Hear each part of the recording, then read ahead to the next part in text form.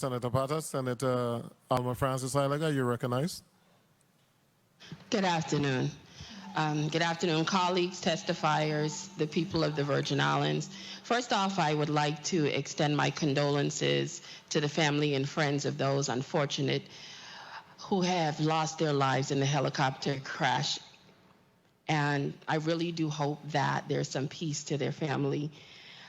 I want to dive into some things right now because as I sat here and listened to this testimony, I literally feel as an individual that I fell down a rabbit hole and people are at the bottom playing government. And that's literally how I feel at this moment. I sit here and see all these departments bounce back and forth. I need this guideline. I don't know this. Who did this? At this point, why are we in a state of emergency if we're not acting like we're in one? The other day, the governor sent down documentation to go in yet another 30 days of state of emergency. But why are all these agencies not acting like the people are in need? I am sitting here frightened. I am sitting here scared for the people of this territory because we have to start acting like this is an emergency. This is not a joke. I am very frightened when I have to sit in my office and inundated with calls from constituents calling. They're afraid. They don't know how they're going to sleep at night. They don't know where they're going to lay their head. They don't know where they're going to deal or even help their children deal with their college tuition. When you go down to unemployment, do you know what I had to deal with this week? My staff went down to unemployment. That woman came back to my office, sat in front of me and began to cry. Do you know why?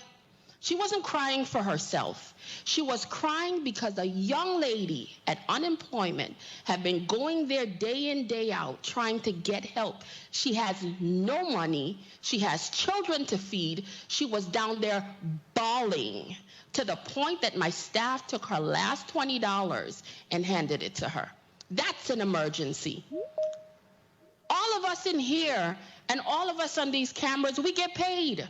There's a lot of people hurting. And until we get to the mentality that we have to do everything in our power to make sure these people are okay, we're going to be in this situation. How do we be in a situation that we have over $500 million and we're still sitting here trying to figure out how to spend it? Why am I hearing people telling me I'm waiting for guidelines? This is, I don't know what I got elected to. I am literally frightened. We have to fix this situation. Now, Commissioner Malloy, one of the things I want to ask you quickly, 18,000 applicants from what you shared. You said you have about 60 plus people working on that. If you divide 60 to the 18K, that's about 300 cases one individual is working on. My question to you, how long does it usually take to process an unemployment application?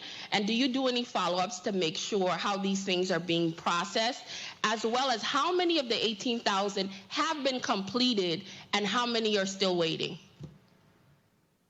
Thank you for that question, Senator. And as I mentioned in the testimony, one of the things that's clear is that unemployment insurance is a very complicated process.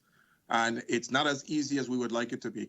It would all depend on the information that's been submitted, the programs that they qualify for, as well as what happens with moving from one program to the other.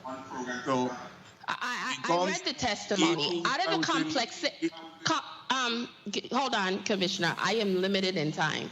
Out of the complex of how long it takes, could you give me an average, just a timeline of how long it takes to, say, process one applicant?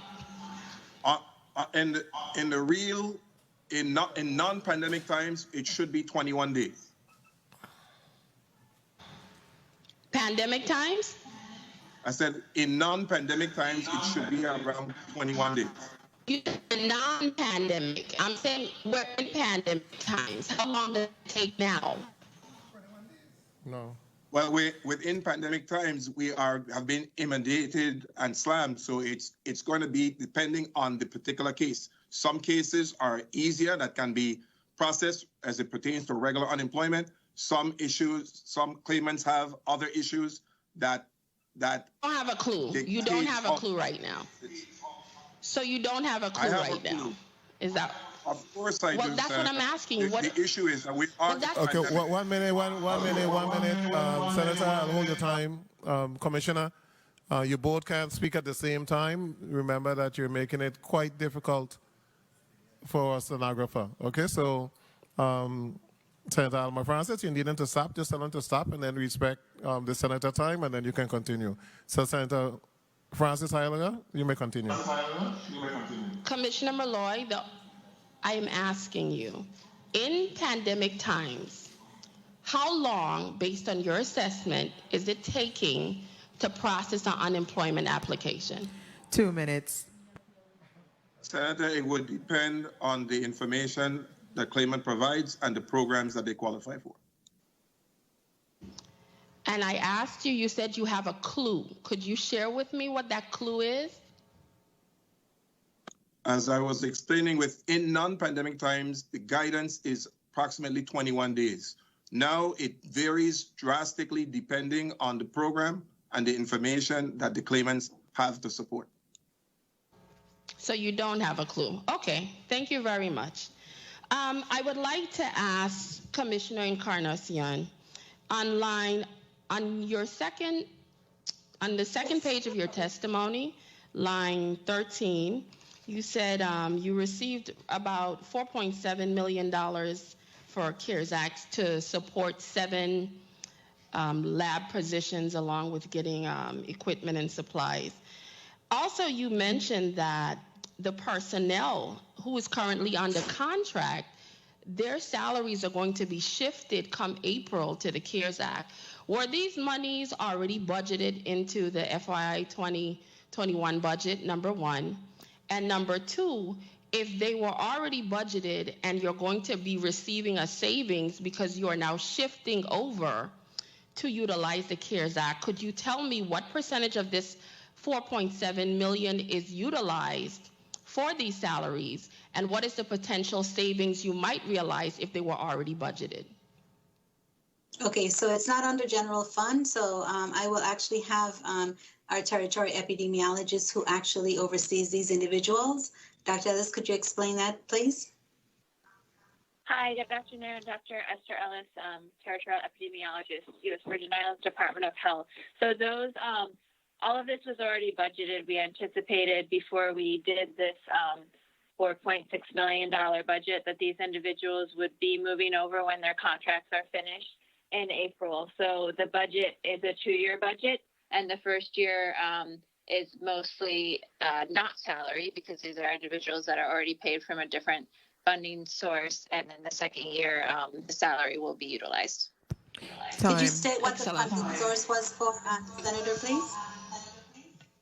Yeah, hurricane cooperative agreement, also federal funding that these individuals are on right now. Thank you. Our pleasure. Thank you, Senator Francis Heyliger, do you want to close? Oh, you're finished. I had heard time, so I didn't want to abuse my time, but I really, really would like, when we come to these meetings, and I'm asking, because I'm a new senator and I'm trying to understand what's happening. One of the things that puts me at a disadvantage is when I would like to prepare to really dive in and understand what's happening in government so we could all collectively solve the issues of this territory. And when I'm sitting here and I'm getting testimony popping in while I'm here, is there any mechanism or rule in place to make sure that we do receive this information prior to coming to the Senate floor so we could have a much better time of really engaging in advance? I'm trying to understand that aspect of it. Thank you so much, Senator Francis Heyliger. When we do send correspondence out to the testifiers, they're given a time period in which to submit their testimony.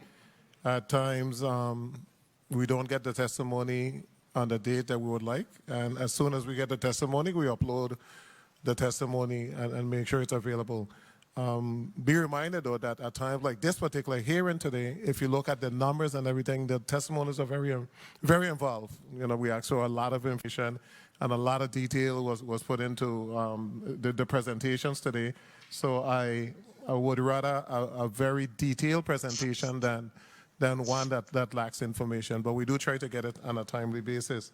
In reference to the question for Commissioner Encarnacion, those monies were not included in the budget. We did not include monies to hire those 27 individuals.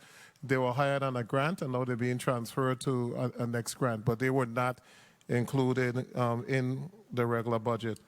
And lastly, And if I may, Senator, the individuals that we were speaking about that Senator Francis spoke to are actually different than the 27 individuals. Those the territorial epidemiologist, Dr. Esther Ellis indicated, okay. That's from another federal grant. Okay.